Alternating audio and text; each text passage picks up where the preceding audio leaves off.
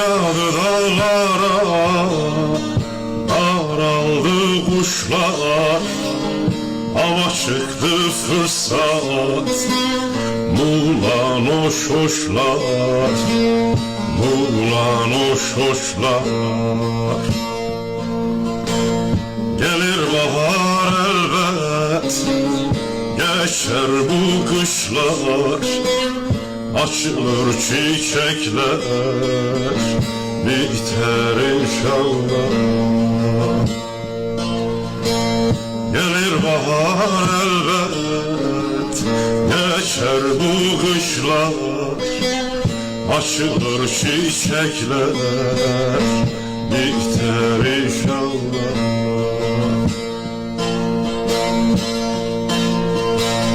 Kuzular pay oldu, çakala burada. Yürekler dayanmaz bu ağır derde, bu ağır derde.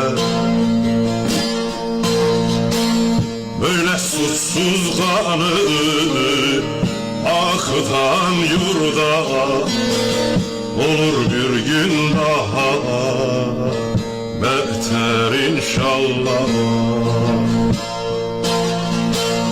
Böyle suçsuz kanı akıtan yurda, olur bir gün daha beter inşallah.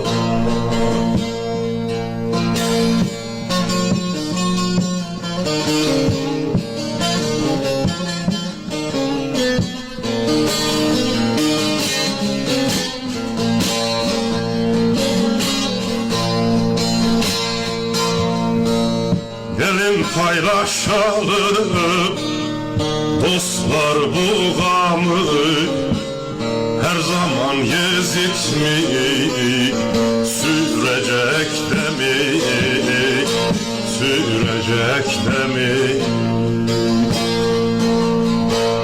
Denizlerde yüzen şu azgın gemi, gark olur denize, batar inşallah. Denizlerde yüzen şu azgın gemi, gark olur denize, batar inşallah.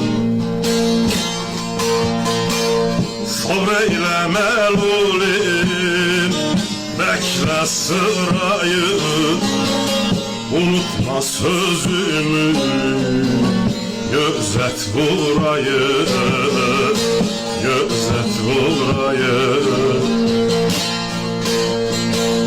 Yakında yıkılır tahtı sarayı, evlerine baykuş öter inşallah.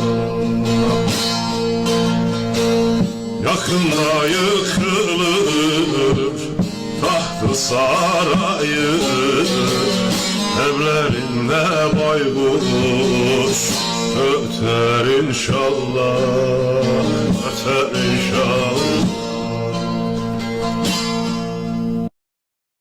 Alo. Alo. İyi akşamlar. Nazan Hanım'ı aradım. Evet, buyurun. Kimsiniz? Suç takip merkezinden